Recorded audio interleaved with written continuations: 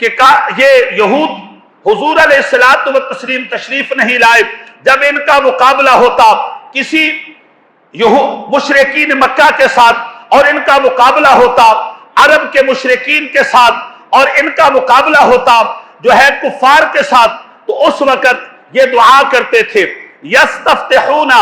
علیہم ویستنصرون یدعون علیہم باسم نبی اللہ صلی اللہ علیہ وسلم۔ سنیے، اللہم ربنا،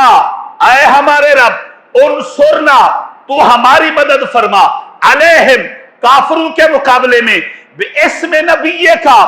اپنے نبی محمد صلی اللہ علیہ وسلم کے وسیلے سے،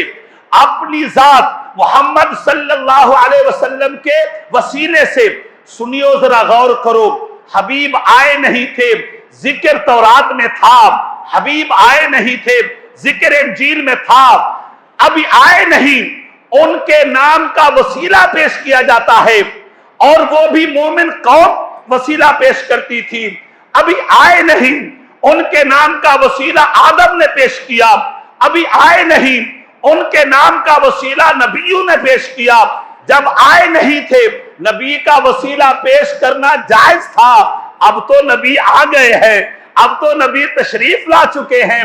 اب بھی نبی کا وسیلہ پیش کرنا، اب بھی نبی کا وسیلہ پیش کرنا۔ یہ میرے پاس کتاب ہے، یہ 9ویں صدی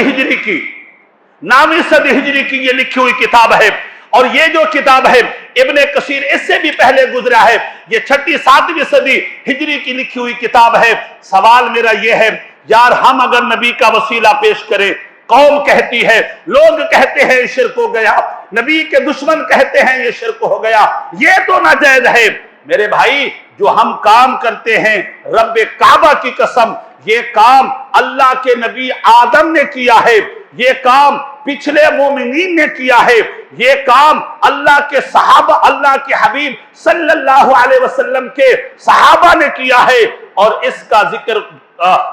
ذکر جو ہے وہ بخاری شریف میں بھی موجود ہے۔